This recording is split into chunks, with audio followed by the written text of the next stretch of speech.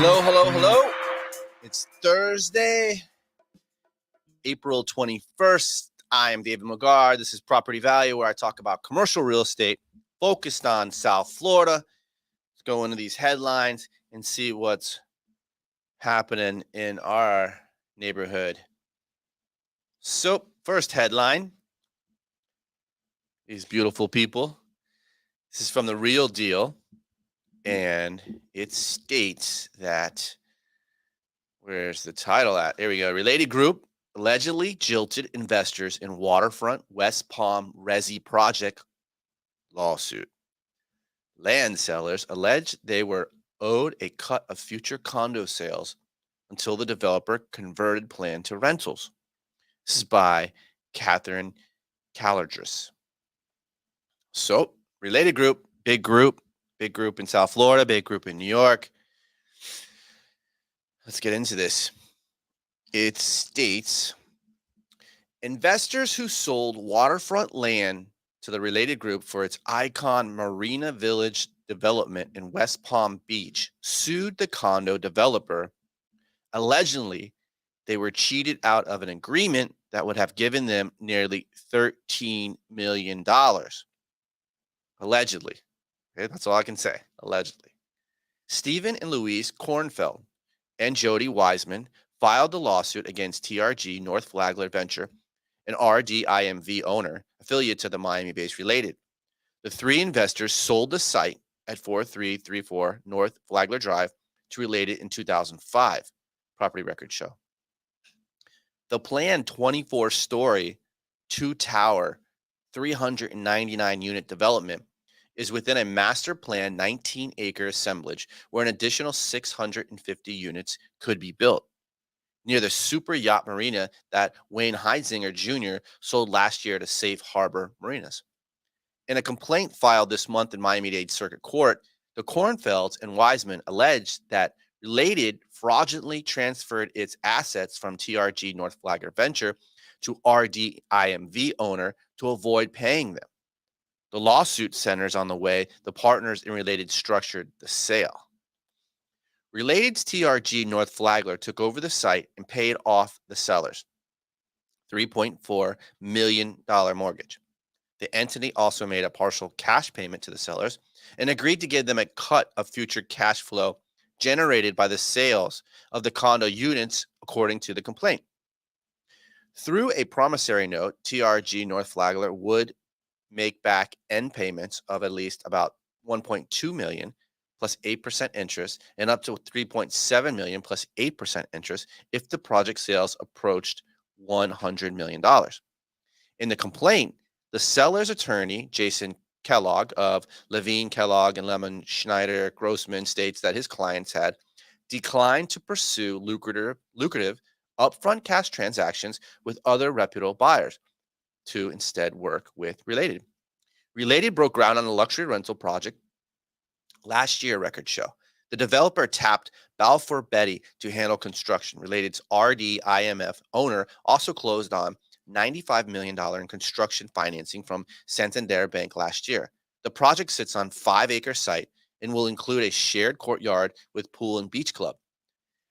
In an attempt to avoid paying the plaintiffs the nearly $13 million they are owed under the note, Related has secretly and fraudulently transferred the project's assets to a new single-purpose entity.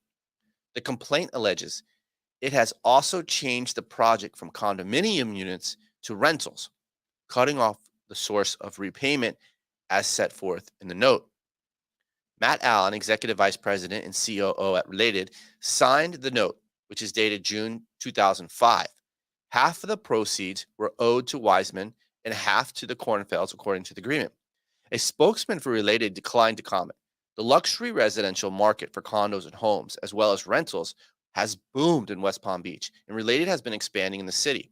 In November, Related and billionaire Teddy Sagi's Globe Investment, along with their partner BH Group, formed a joint venture to invest in development Michael Maznoff's Transit Village, a $500 million, 10-acre project planned for the western side of downtown West Palm Beach. Related, led by billionaire George Perez and his sons, John Paul and Nicholas Perez, had previously shielded away from Palm Beach County, where New York based Related Companies has a big presence. Related Co's is led by billionaire Stephen Ross, who owns a minority stake in Related Group. Both firms are expanding rapidly in South Florida. So I guess it's just touching on what's going on with this $13 million lawsuit. I mean, I guess it said some details, but it didn't really get in the nitty gritty. Guess we'll watch this play out. Um, I don't know, one looks like one millionaire owes another millionaire or billionaire some money. So we'll keep an eye on it. Since we're started on a bad note, let's go to an even badder note. Let's see this one. What's going on? This is from the Real Deal as well, from Keith Larson. This is happening in Miami. It says collective undone. Lender targets planned co-living site in Wynwood. Wynwood is the famous submarket where they took the industrial buildings, turning into a street level, high end retail place where they pushed out basically the artist, but it's filled with graffiti, so it's still a really cool submarket. Great location, connected to downtown financial district, all the corridors. Miami Beach is a couple miles away. Cool submarket that everyone talks about around the nation. We're going to make this area is kind of like our Wynwood. Well, here's Wynwood, and here's what's really going on in one of the projects there. So it's a big project, and if you drive there, it's on 29th Street. You can see it. And it says the collective's Reza Merchant and rendering of a new Miami location, the collective LinkedIn. British co-living company, the collective, collapsed last year after failing to find a buyer and is now facing foreclosure on its Wynwood development site. So it's not all roses in Wynwood, even though a lot of people have gotten rich there by doubling the money that they've purchased on speculative land and flipping it over to the next qualified developer. Or are they? New York-based Gamma Real Estate, led by Kalfkov Calico family, filed a UCC foreclosure auction for the collective's Wynwood site at 166 Northwest 29th Street in Miami, according to a public notice of sale. The auction is scheduled for 4 p.m. Wednesday and will be conducted by Matthew Mannion of Mannion Auctions. Now, today is Thursday, so this might have happened. Let's see when this was written. Yep, this was written on Tuesday, so this auction happened yesterday. The New York-based Gamma Real Estate I just read that. That was blah, blah, blah. The collective, founded by Reza Merchant in 2010, arrived in Miami with much fanfare. The co-living firm said it planned to invest $210 million in the Wynwood project in 2019, partnered with Metro's Tony Cho. That same year, it scored a $23 million loan from Gamma Real Estate, property records show. Gamma did not respond to a request for the comment.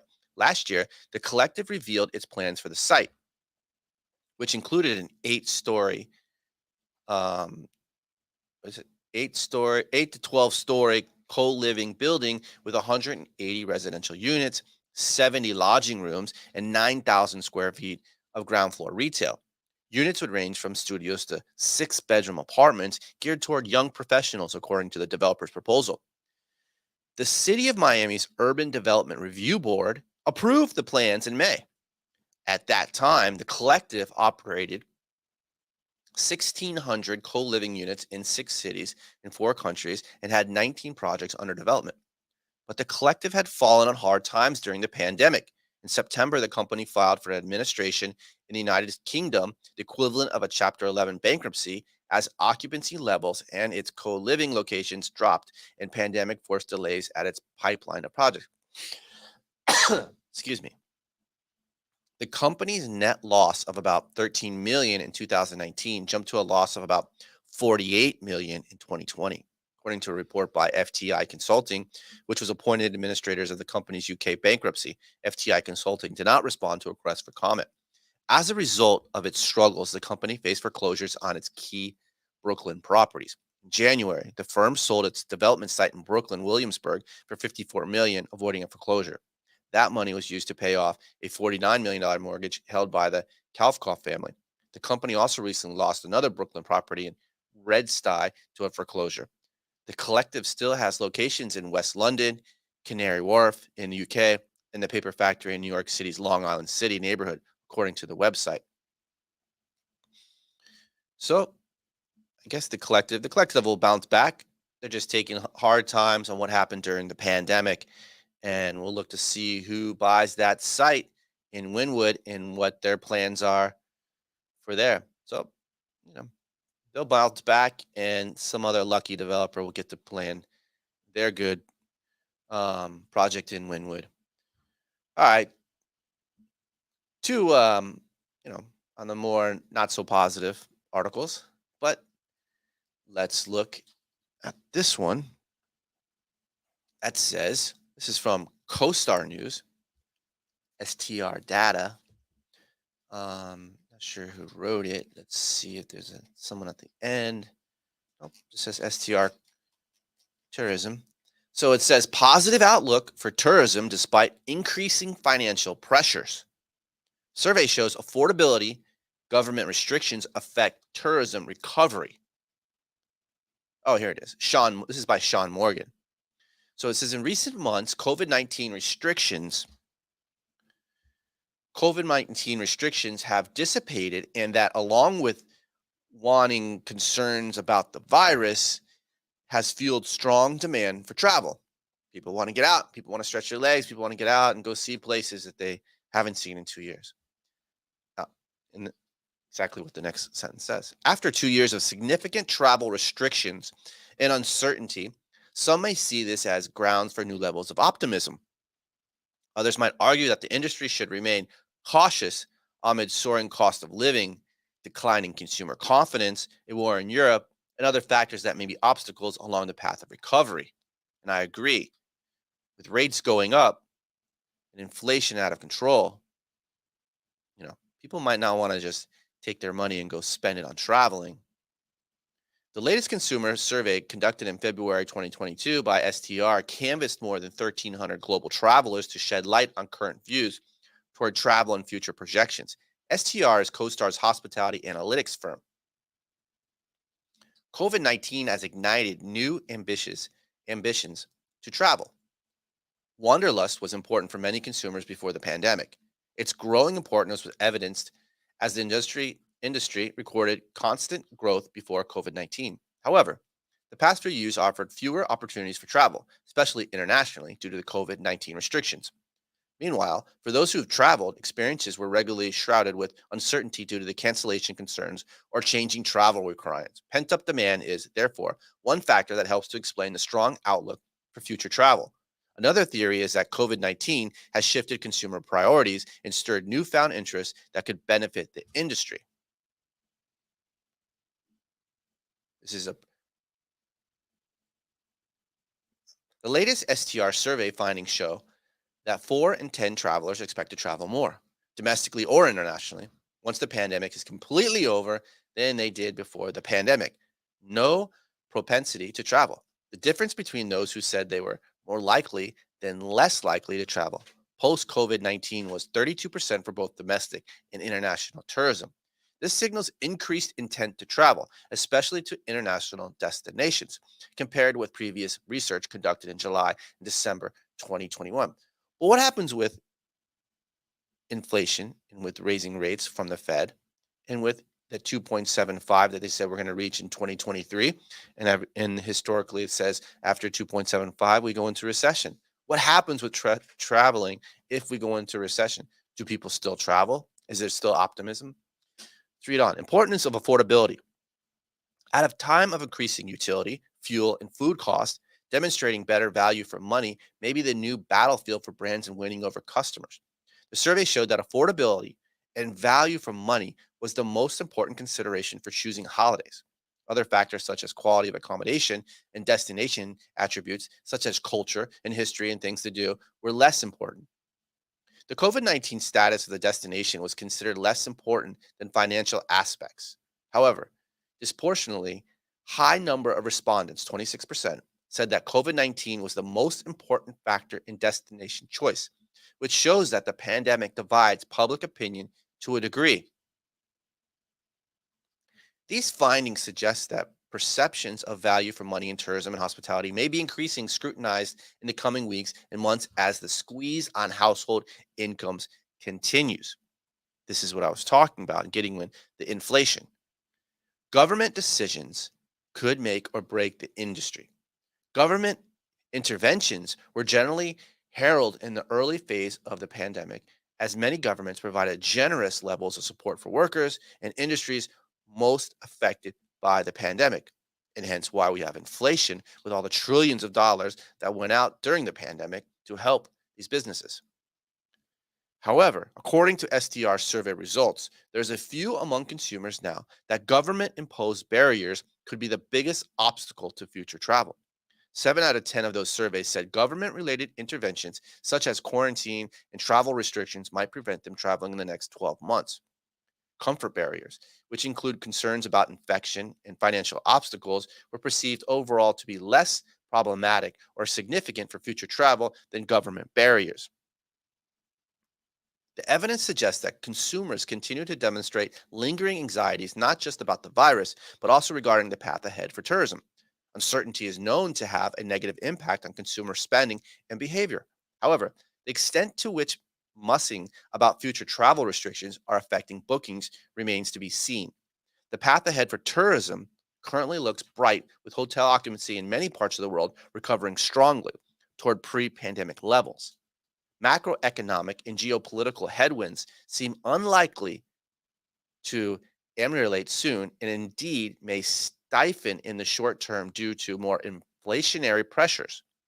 However, in a backdrop of increased certainty and confidence, travel seems designed to prosper as consumers have new priorities and want to make up for lost time. We'll see with travel. I hope the best for it. I want people to get out there, enjoy life again, not have to wear a mask, not have to get a COVID test, within 48 hours of flying there and back. And, but we're going to see what's happening there's other things in the stew with inflation and with recession. So see how the government handles it.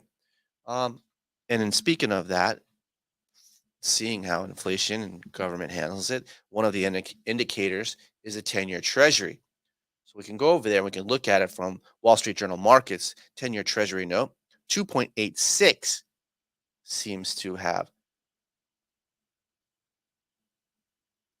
to be staying right around that 2.8 mark since it reached there, or peaked on yesterday. It peaked at 2.974, almost hitting that 3% mark. Since then, which was at 9 p.m., the ticker says. Since then, it's around 9 a.m. right now, so 12 hours later, we're seeing it at 2.857. So we can see the 10-year Treasury in April reach the 3% mark. Over in mortgage world, today's national mortgage rate trends says for